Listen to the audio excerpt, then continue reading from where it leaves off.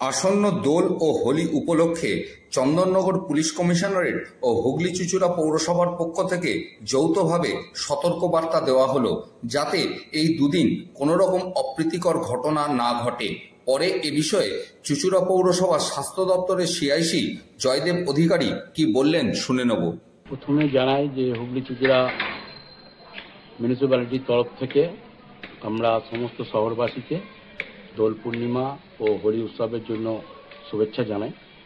তারা যেন খুব নির্বিঘ্নে দোল এবং হোলি তারা পালন করতে পারে। যেহেতু রমজান মাস চলছে, সেটাকেও মাথায় রেখে আমাদের পশ্চিমবাংলার মাননীয় মুখ্যমন্ত্রী একটা বার্তা দিয়েছেন যে উৎসব সবার, ধর্ম যে যার, সেটাকে মাথায় রেখে আমরা সবাই উৎসবে মাতোয়ারা হব। কিন্তু যে সরকারি গাইডলাইন যেগুলো আছে সেগুলো আমরা আপামর জনতাকে বার্তা দিতে চাইছি যে রং মেখে অন্যান্য পরিস্থিতির ওপর মাথায় রেখে যাতে গঙ্গাতে আপনারা দয়া করে নামবেন না। আমাদের হুগলি চুঁচুড়া পৌরসভার জল থাকবে, আপনারা নিশ্চয়ই সেতে স্নান করুন। দয়া করে গঙ্গায় নামবেন না, গঙ্গায় সেদিকে বান আসে। হ্যাঁ, আমরা সেটাকে অ্যাভয়েড করার জন্য এই বার্তা দিচ্ছি। আমরা প্রচারও করছি, আমাদের ওখানে গার্ড থাকবে ডিজাস্টার ম্যানেজমেন্টের, এবং হুগলি চুঁচুড়া শহরের যে থানা আছে চন্দননগর পুলিশ কমিশনারের চুঁচুড়া থানা, তারাও পরিস্থিতি মোকাবিলার জন্য সতর্ক আছেন। আমরাও হুগলি চুঁচুড়া পৌরসভা থেকে আমরা সতর্ক আছি। এই উৎসবকে সবাই আনন্দে মেতে উঠুক, কিন্তু গঙ্গায় কেউ নামবেন না অন্তত। আর উৎসবকে নিয়ে এমন কিছু করবেন না যে কোনো অপ্রীতিকর ঘটনা ঘটে। সবাইকে আমরা হুগলি চুঁচুড়া পৌরসভার তরফ থেকে একটাই বার্তা, শান্তিপূর্ণভাবে সবাই আমরা আনন্দ করি। সরকারিভাবে নির্দেশিকা থাকছে আমাদের চুঁচুড়া থানা এবং আমাদের হুগলি চুঁচুড়া পৌরসভার তরফ থেকে যে সেই দিনটুকু যেন যারা স্নান করতে যাবেন, দোল খেলে যেন স্নান করতে যাবেন না। এমনি পূজা আর্চার জন্য পানীয় জল নিতে পারেন, সেটা আলাদা, কিন্তু দোলে মত্ত হয়ে আপনারা স্নান করবেন না দয়া করে। আমরা প্রশাসনিক তরফ থেকে আমরা এই বার্তাটা এবং দিতে চাইছি এবং প্রচার করেছি। এদিন সকালে হাওড়া বর্ধমান কটশাখার বেগমপুর স্টেশনে আপ পূর্বা এক্সপ্রেসের ধাক্কায় ছিন্ন ভিন্ন হয়ে মৃত্যু হল বছর 31-এ শুক্লা কুণ্ডু নামে এক কর্তব্যরত মহিলার। জানা গেছে, এদিন তিনি কর্মস্থলে যাওয়ার সময় রেল লাইন পার হতে গেলে আপ পূর্বা এক্সপ্রেসের ধাক্কায় তার দেহ ছিন্ন ভিন্ন হয়ে গিয়ে ঘটনাস্থলেই তার মৃত্যু ঘটে। এই নিয়ে স্থানীয় বাসিন্দারা রেলের দিকেই অভিযোগ তুলে তাদের দাবি, এখানে উড়ালপুল বা সাবওয়ে না থাকায় এই ধরনের ঘটনা হামেশাই ঘটছে এবং আগামী দিনে রেল যদি কোনো পদক্ষেপ না নেয় তাহলে আগামী দিন আরো বড় কোনো ঘটনা ঘটবে। হয়েছিল অ্যাকচুয়ালি আমরা তো জাস্ট কাজে এসেছিলাম মর্নিংয়ে, তো তারপর বিভিন্ন ধরনের আওয়াজ পেলাম, তো ওটা দেখলাম যে একটা রেল অ্যাক্সিডেন্ট হয়েছে। তো হাওড়া থেকে আসছিল পূর্ব এক্সপ্রেস, একটা মহিলা জানতে পারলাম যে একটা মহিলা সকালে অফিসে যাচ্ছিল। তো কি কারণ হয়েছে সেটা তো আমরা সম্পূর্ণ দেখিনি, কিন্তু যখন আমরা গিয়ে দেখলাম ঘটনাটা ঘটে গেছে, ওনার ডেড বডি পড়েছিল। তো ডেড বডিটা এমনভাবেই পড়েছিল তো মানে বলে প্রকাশ করা যাবে না। তো এখানে যেটা একটা মেন ইস্যু দাঁড়াচ্ছে যে রেলকে একটা স্টেপ নেওয়া অবশ্যই দরকার, রেলওয়েকে। তো এইখানে পুরো যে সিস্টেমটা আছে, এইখানে একটা ওটার সিস্টেম আছে, আগে একটা ওটার সিস্টেম আছে। তো কথা হচ্ছে যে আমাদের এইখানে যে ওটার সিস্টেমটা আছে এটাকে পুরোটা লক করে দেওয়া দরকার রেলওয়েকে, কারণ এইখান থেকে পাবলিক ওঠা নামা করছে আর এইখান থেকে কোনো একটা ওভারব্রিজ নাই। তো ইন ফিউচার এটা যেটা দেখা যাচ্ছে যেটা খুবই প্রয়োজন, তো এখানে একটা পুরো এইটা ক্লোজ করে আগে একটা ওইখানে একটা ওভারব্রিজ করে দিলে, ফ্লাইওভার করে দিলে কি হয়, পাবলিক ওইখান দিয়ে ওটা নামা করবে, ডাইরেক্ট ওভারব্রিজ দিয়ে ওটা নামা করবে। এইখান থেকে যেহেতু ওটা নামা করা হচ্ছে, রেল কোন মুহূর্তে কোন দিক দিয়ে আসছে না আসছে পাবলিক সেটা ফলো করতে পারছে না। এর কারণে হয়তো এই দুর্ঘটনাটা ঘটেছে। তো আমরা রেলওয়ের কাছে এটা অনুরোধ জানাবো যে ভবিষ্যতে এটা একটা ওভারব্রিজ করার জন্য অনুরোধ জানানো রইল আমাদের। সামান্য পেট খারাপের উপসর্গ নিয়ে ভর্তি হয়েছিলেন একটি বেসরকারি নার্সিংহোমে, কিন্তু সেখানে তাকে আইসিইউতে ভর্তি করে দেওয়ার পাশাপাশি বিল করে দেওয়া হয় 10,000 টাকা। এমনকি তাকে কোনো ডাক্তার পর্যন্ত দেখেনি বলেও অভিযোগ রোগীর পরিবারের। পরে পরিস্থিতি এমন জায়গায় পৌঁছয় আরামবাগ থানার পুলিশকে এসে পরিস্থিতি নিয়ন্ত্রণে আনতে হয়। এ বিষয়ে রোগীর পরিবার কি বলছে বা নার্সিংহোম কর্তৃপক্ষ কি বলছে আমরা শুনে নেব। ঘটনা হচ্ছে আমার হাজব্যান্ডের রোহিতের কাল রাত্রিরে খুব লুজ মোশন হয়। 2:30-3টে নাগাদ আমরা এখানে কোনো জায়গায় সেরকম ডক্টর না থাকে, এখানে বললেন যে ডক্টর আছে। আমরা ফোন করে ইনকোয়ারি করলাম, তো ডক্টর আছে বলে এখানে ভর্তি করা হলো। তো সেই সকাল ভোর 4টে থেকে এখন এই 11টা পর্যন্ত না কোনো ট্রিটমেন্ট হয়েছে, না আমার যে হাজব্যান্ড আছে ওনার লুজ মোশন হচ্ছিলো, তো উনি কি ট্রিটমেন্ট করেছেন, কি লুজ মোশনের কি ট্রিটমেন্ট না কি ভুল ট্রিটমেন্ট করেছে সেটা এখনো পর্যন্ত আমরা জানতেও পারছি না। ডাক্তার এসেছিল? ডাক্তার কেউ আসেনি, ওই সকালে একজন যিনি দেখেছেন সেটুকু, আর কোনো ডাক্তার আসেনি। এবং হসপিটাল কর্তৃপক্ষ বলছে আমার হাজব্যান্ড নাকি কোনো ডাক্তারের সাথে মিসবিহেভ করেছে, আমরা নাকি পেশেন্ট পার্টি আমরা কোনো কোঅপারেশন করি। আচ্ছা আচ্ছা। তো আমার রুগীকে আমরা এখানে সুস্থ করতে নিয়ে এসেছি, আমরা কি ডাক্তারের সাথে মিসবিহেভ করবো না পেশেন্ট ডাক্তারের সাথে মিসবিহেভ করবে, এটাই আমাদের প্রশ্ন। আর প্রায় আজ 12টা থেকে আমরা বলছি যে কাগজ রেডি করে দিন, আমার পেশেন্টকে আমি নিয়ে যাই, আমার পেশেন্টকে আগে আমার সুস্থ করা। তো সেই ক্ষেত্রে তারা হসপিটাল নার্সিংহোম কর্তৃপক্ষ সম্মুখীন তাও ছুটি দিচ্ছে না, কোনো ছুটিও দিচ্ছে না, ইভেন কাগজপত্র কিছু রেডিও করে দিচ্ছেন না। এবং বলছে যে আমরা একটা জিনিস জানতে চাইলাম যে আমরা যে অন্য একটা নার্সিংহোমে ভর্তি করবো, সেখান থেকে আমাদেরকে ওই নার্সিংহোম কর্তৃপক্ষ বলছে কী জন্য রেফার করছে, আমাদের এখানে ডক্টরকে জানাতে হবে, সেরকম ট্রিটমেন্ট হবে কি হবে সেই কাগজপত্রটাও ওনারা দিচ্ছেন না আমাদেরকে, কী জন্য রেফার করছে, পেশেন্টের কী হয়েছে, কী সমস্যা, সেগুলো তো আমাদের অন্য ডাক্তার যিনি দেখবেন তেনাকেও তো দেখাতে হবে আমাদেরকে, তারপরেই না একটা ট্রিটমেন্ট শুরু হবে। তো তখন থেকে এখন এই আমার লুজ মোশন ডিহাইড্রেশনের পেশেন্ট তিনি এখনো পর্যন্ত এইভাবে বসে আছে, বাইরে নিয়ে এসেই বসে আছেন তাই তো? বাইরেই উনি বসে আছেন, এখন পর্যন্ত ডাক্তারও আসে? এখন পর্যন্ত কোনো ডাক্তার নেই, নার্সিংহোম কর্তৃপক্ষের কোনো কোঅপারেশন নেই আমাদের সাথে। ইভেন ওনাদেরকে আমরা বারবার বলছি যে আপনারা যা করবেন শর্ট করে আমাদেরকে ছেড়ে দিন, আমরা আমাদের পেশেন্টকে যত তাড়াতাড়ি হোক আমরা হসপিটালে নার্সিংহোমের যতটা আমরা মেডিকেল আওতায় দিতে পারি সেটা আমাদের জন্য সুবিধা হবে। আর যদি আমার পেশেন্টের কিছু হয় সেটার দায়টা কে নেবে? কালকে ভোরের দিকে যখন পেশেন্ট এসছে ডাক্তারবাবু দেখেই ভর্তি করেছে পেশেন্টকে, ঠিক আছে। ওয়ার্ডে এইচডিউতে ডাক্তারবাবু অ্যাডমিশন করতে বলেছেন, এইচডিউতে অ্যাডমিশন ছিল পেশেন্টের যেরকম ট্রিটমেন্ট প্রপার চলার সেরকম প্রপার ট্রিটমেন্ট চলেছে, কোনো আমাদের দিক থেকে গাফলতি নেই, ঠিক আছে।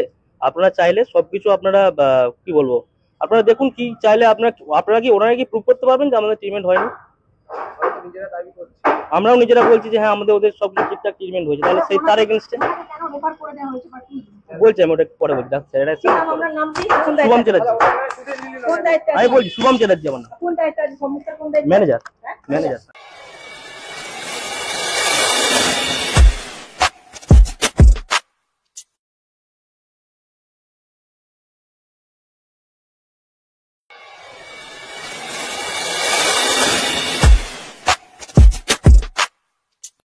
এর আগে বিনা অক্সিজেনে এভারেস্ট, মাকালু, অন্নপূর্ণা জয় করেছেন। এবার আবারও পরিবেশ এবং বিশ্ব শান্তির বার্তা নিয়ে কৃত্রিম অক্সিজেন ছাড়া পর্বতারোহণে যাচ্ছেন চন্দননগরের কন্যা পিয়ালি বসাক। এবারে তার লক্ষ্য 27,000 ফুটের চৌইউ এবং 26,000 ফুটের সিসা পাংমা। তিনি এদিন চন্দননগরে সাংবাদিক সম্মেলন করে কি বললেন আমরা শুনে নেব। আমি তো অনেক বছর ধরেই পর্বতারোহণ করছি এবং ডেথ জোনের ওপরে পৃথিবীর উচ্চতম শৃঙ্গগুলোর যে অভিযান করছি অক্সিজেন ছাড়াই আমি বেশিরভাগ আরোহণ করছি এবং এখনো পর্যন্ত এভারেস্ট চতুর্থ উচ্চতম, লোৎসে পঞ্চম, মাকালু, ধৌলাগিরি সপ্তম, মানাসলু অষ্টম, অন্নপূর্ণা দশম উচ্চতম শৃঙ্গ আরোহণ করেছি এবং আমি 7ই এপ্রিল সিসাপাংমা আর চৌইউ এই দুটো আমি অক্সিজেন ছাড়া তিব্বতের দিক দিয়ে আরোহণ করতে চলেছি। এবং আমি যে অক্সিজেন ছাড়া যে আরোহণ করি আমার মানে অক্সিজেন স্যাচুরেশন অনেকটাই বেশি থাকে, অন্যদের যখন 50-60 নেমে যায় আমার তখনও 97-98 স্যাচুরেশন থাকে।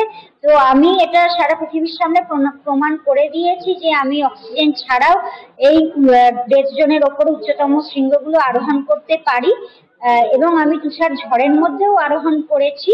তো আমি আবার ভবিষ্যতে যে অভিযানে যাচ্ছি, যেভাবে এত বছর ধরে মানুষ আমার পাশে থেকেছেন, বিভিন্ন সংস্থা এবং প্রচুর মানুষ আমার পাশে থেকেছেন, তাদের সাপোর্টেই আমি করতে পেরেছি, কিন্তু আরো বেশি ফান্ডের দরকার আমাদের এই পর্বত অভিযানে। এবং পর্বত অভিযানের প্রচারটা যেহেতু এখনো অন্যান্য খেলার তুলনায় কম এবং ফান্ডের সাপোর্টটা কম, তো তাই জন্য আমি চাইবো যে আরো বেশি মানুষ এগিয়ে আসুন এবং সরকারও যাতে এগিয়ে আসেন, তাহলে আমি রাজ্যের এবং দেশের জন্য আরো অনেক অ্যাচিভমেন্ট করে আনতে পারবো এবং তার ফলে রাজ্যের নামও আরো বেশি উজ্জ্বল হবে। আমি যে ভবিষ্যতে এই আরো যে অ্যাচিভমেন্ট গুলো করতে চাইছি, তো তো তার জন্য আমি চাই যে সরকার এবং মানুষ এবং আরো বিভিন্ন সংস্থা তারা আমার পাশে দাঁড়ান। চৌইউটা আমি 2022 সালের অক্টোবরে দক্ষিণ দিক দিয়ে আরোহণ করেছিলাম। আমরা পৃথিবীর মধ্যে প্রথম ওই রুটে গিয়েছিলাম ইন্টারন্যাশনাল টিম। তো তুষার ঝড়ের কারণে একটুর জন্য বাকি থাকতে চূড়া, তো আমাদের নিচে চলে আসতে হয়েছিল। তো এবারে সেই কারণে আমি আবার উত্তর দিক দিয়ে চৌইউ শৃঙ্গ আরোহণে যাচ্ছি, চায়না দিয়ে, তিব্বত দিয়ে, এবং তার সাথে সিসাপাংমাও চায়না দিয়ে, ওটাও পৃথিবীর উচ্চতম শৃঙ্গগুলোরই একটা। তো দুটো আমার একসাথে করে আসার ইচ্ছা আছে। গ্রামীণ এলাকাতে আমরা দেখেছি আরামবাগ সাব ডিভিশনের বিস্তীর্ণ এলাকা, যে বামফ্রন্টের সময় কাটা যে সমস্ত খালগুলো ছিল বা নদী ছিল যেগুলো দীর্ঘদিন সংস্কার হয়নি, আমরা উদ্যোগ গ্রহণ করে ইতিমধ্যে অনেক খাল বা নদীকে আমরা সংস্কার করতে পেরেছি। আমাদের সরকারি কাজটি করছে। একটা সমস্যা দেখা দিয়েছিল, এটা বন্যার সময় দেখা গিয়েছিল যে এখানে একটি সুইচ গেট ছিল, রাস্তাটাকে যখন ভেঙে যায় বন্যার জলে, সেই রাস্তাকে যখন রিপেয়ার বা নতুন করে তৈরি করা হয়, অতীতে যে সুইচ গেটটা ছিল সেটা বন্ধ করতে বাধ্য হয়েছিল। কিন্তু এখন প্রয়োজনীয়তা দেখা দিয়েছে যে এই সুইচ গেটটা যদি আমরা করতে পারি, তাহলে আরামবাগ পৌর এলাকার যে 7 নম্বর 15 নম্বর যে ওয়ার্ড রয়েছে, 15, 8, 16, সেখানে বিস্তীর্ণ চাষের যেমন শহরে রয়েছে, বিস্তীর্ণ এলাকার যে চাষের জমি বন্যা প্লাবিত হয়ে পড়ছে। সেজন্য আমরা চেষ্টা করছি যেখানে কি যদি লকগেট তৈরি করা যায় আমরা প্রয়োজনীয় ব্যবস্থা নেব। তার সাথে সাথে অনেকটা এলাকা রয়েছে যেটা আমরা চেষ্টা করছি নিকাশি নালা একটা, যদি এটাকে সংস্কার করে দিতে পারি আরেকটি লকগেট হয়, তাহলে এই 15 নম্বর 8 নম্বর এবং 16 নম্বর যে ওয়ার্ড আছে, যদিও এটা পঞ্চায়েত এলাকায় পড়ে না, এটা পৌর এলাকা, তবু আমরা যেহেতু চাষিদের স্বার্থে কাজ করি, এখানে চাষের জমি এখনো অনেক রয়েছে দেখা যাচ্ছে, এই চাষিদের স্বার্থে এই কাজটি করার জন্য আমরা উদ্যোগ গ্রহণ করার জন্যই আজকে আমরা এগুলোতে এসেছি। কতগুলো সুইচ গেট হবে এখানে? আপাতত একটা আমরা ভাবছি, যদি যেটা পুরনো বন্ধ করে দেওয়া হয়েছিল, আমাদের যারা সেচ দপ্তরের আধিকারিক আছেন এবং কৃষি দপ্তরও আমাদের সাথে রয়েছেন, তাদের সঙ্গে আমরা আলোচনা করে দেখব। যদি প্রয়োজন হয়, যে দুটোই প্রয়োজন আছে, যেটা বন্ধ করে দেওয়া হয়েছিল বন্যার কারণে এবং যেটা নতুন করে প্রয়োজন হয়ে পড়ছে এই জলকে বার করে দেওয়ার জন্য এবং চাষিদের জল জমিতে পৌঁছবার জন্য, দুটো কাজ একসাথেই হবে। একদিকে চাষিরা জল পাবে, আর একদিকে বন্যার সময় যখন অতিরিক্ত জল হয়ে যাবে, সেই জল যাতে দ্বারকেশ্বর নদীতে নেমে যায়, সেই জন্য আপাতত একটা সুইচ গেটের কথা আমরা ভাবছি। যেটা খুবই প্রয়োজন হয়ে গেছে, যে এখানে 15 নম্বর ওয়ার্ড, 16 নম্বর, 8 নম্বর, 6 নম্বর, এখানে বিস্তীর্ণ এলাকা জলমগ্ন হয়ে থাকে, জলটা বেরোবার মতো কোনো জায়গা নেই। সেই জন্য এখানে আমরা ভাবছি যে জনগণের অনুরোধে এখানে একটা নতুন করে সুইচ গেট করার জন্য। এর আগে একটা ছিল, সেটা বন্ধ করা হয়ে আছে, তাই আমরা যাতে করে এনাদের সুবিধা হয় সেই জন্য আমাদের কর্মাধ্যক্ষ এসেছেন, জেলা থেকে মদন ভাই এসেছেন, স্বপন আছে আমাদের চেয়ারম্যান, এখানে কাউন্সিলর সঞ্জয় আছে এবং ওরা আরও অন্যান্যরা আছে, আপনারা সাংবাদিকরা এসেছেন। তা আমরা চাইছি যাতে করে সকলের সুবিধার জন্য এখানে একটা সুইচ গেট করা যায়, আমরা উদ্যোগ নেব। তো মদন ভাই একটু আগেই বললো, যদিও এটা আমাদের মানে জেলা পরিষদের আন্ডারে পড়ে না, এটা পৌরসভার আন্ডারে পড়ে, কিন্তু আমাদের মামাটি সরকার কখনো বলে না যে অন্যের অসুবিধে করা যাবে না, সবার সুবিধা করার জন্য আমাদের সরকার, আমরাও তাদের প্রতিনিধি, অতএব আমরা চেষ্টা করবো এই সুইচ গেটটা যাতে করা যায়। এক টুকরো সোনাঝুরির হাট ভদ্রেশ্বরে বুধবারে তটিনীর হাটে গিয়ে দেখা গেল রীতিমতো সেজে উঠেছে বসন্তের দোলের সাজে। প্রাচীন ভদ্রেশ্বরের জনপদ ও ঐতিহ্যগঞ্জের ইতিহাস রোমন্থনে ভদ্রেশ্বর ভ্রমণ আড্ডা ও পৌরসভার সহযোগিতায় প্রতি বুধবার বৈকালে বসছে বুধবারের তটিনী হাট। কি নেই এই হাটে? নিত্য ব্যবহার্য জিনিসের সাথে আছে তৈরি করা খাবারের স্টল। আস্ত দোলের পরিবেশে স্থানীয় সাংস্কৃতিক দলগুলি পদযাত্রা করে জানিয়ে দিল দোল এসে পড়েছে, রাঙিয়ে দিয়ে যাও, এই গান ধ্বনিত হচ্ছে তটিনীর হাটে। সঙ্গীতের সাথে নৃত্য তটিনীর হাটে দর্শক শ্রোতাদের আকর্ষণ করছে অনেক বেশি করে। হাতে আবির, কপালে আবিরের টিপ দিয়ে সম্ভাষণ, এ যেন মিলন উৎসবের রূপ।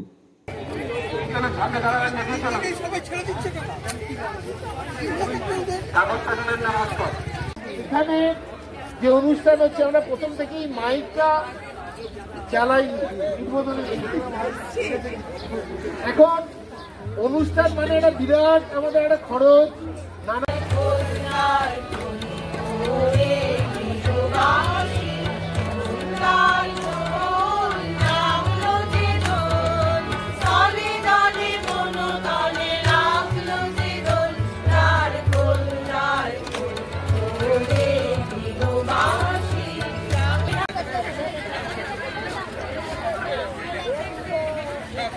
আমরা গত বছরের বৈশাখ মাস থেকে সটিনীহাট ভদ্রেশ্বর পৌরসভার সহযোগিতায় ভদ্রেশ্বর ভ্রমণ আড্ডা আমরা এই হাটটা চালু করেছি। স্থানীয় মূলত মেয়েরা তারা নানান ধরনের জিনিস, হাতে তৈরি জিনিস, তারা খাবার দাবার থেকে শুরু করে জামা কাপড়, সুতির কাজ, বড়ি, আচার সবই তারা নিয়ে এখানে আসে বসে।